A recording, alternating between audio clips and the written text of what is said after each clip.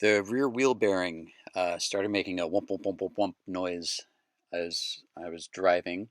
It would get a little louder if I was making a right turn, meaning the car was leaning to the left, than when I was making a left turn, meaning the car was leaning to the right, because that puts more weight on one bearing or the other. Um, so I decided to take them out and replace them. The first thing you do is break the axle nuts loose with the car still on the ground. It's like 250 foot-pounds of torque, so you'll need a breaker bar and a really tough wrench to loosen those. Um, and then once those are off, then you loosen the wheel nuts and then jack the car up and then take off the wheels and brake drums and then proceed from there. Sometimes some heat can help with a difficult brake drum. This is the puller I used to get the axle flange off. I don't know if it's necessarily designed for this purpose. I had to get some very deep lug nuts and thread them halfway on to the wheel studs, and then get some long bolts that threaded to the other end, and then with a bunch of washers went into the puller. And once that was all aligned, I was able to put enough force onto it. The uh, the jack stand is there to keep the whole contraption from turning as I stand on the end of the very long wrench. When this pops loose, the picture doesn't show me putting the axle nut back on, but I did to keep the whole thing from flying off. But even then, it popped loose with a lot of force. So at one minute, I was standing at the end of the wrench, and the other, I was lying on the floor, and everything was scattered around me, and I was wondering what happened. So keep that in mind and try to be safe. Once the axle hubs are off, you can get the backing plate off, and then you can remove the axles.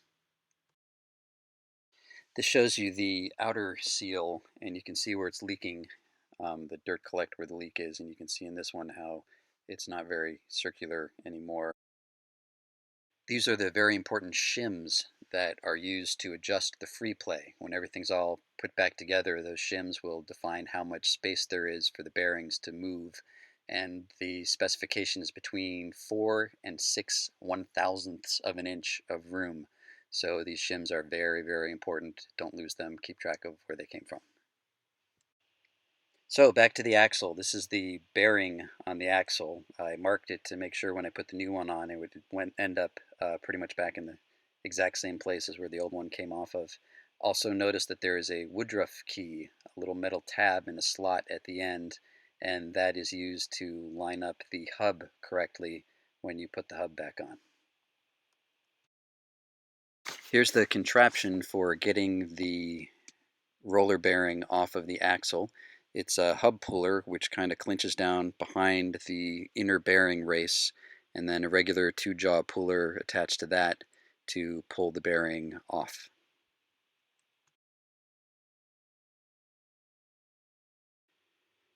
The next trick is to put the new bearing on, and for that I took the inner race of the old bearing and sanded out the inside to open it up a little so it would just slide over the axle without catching and getting stuck. And then you use that as something to hammer on with this pipe with a cap on it. Um, so that spreads the force evenly around the new bearing using the old race that's been opened up. And then when you're done, you just take the old race off because you were wise enough to sand it out on the inside to open it up so it wouldn't stick, because the new bearing is going to stick.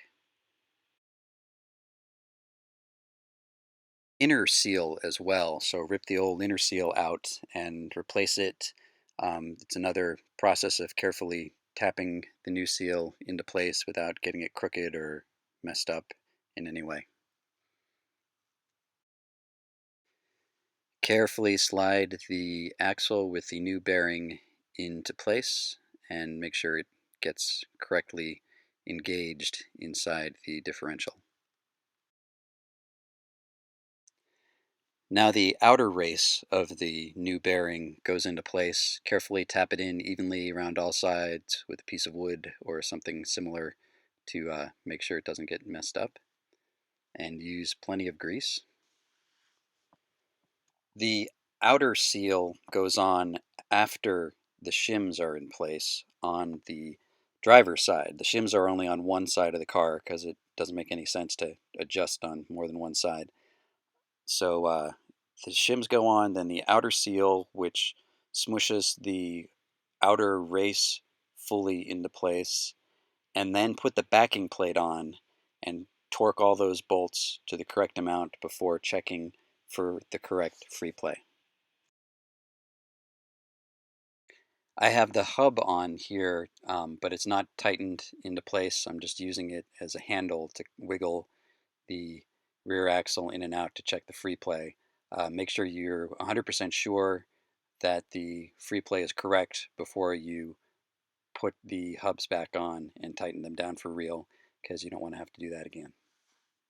All right, that's all the pictures I have. Good luck.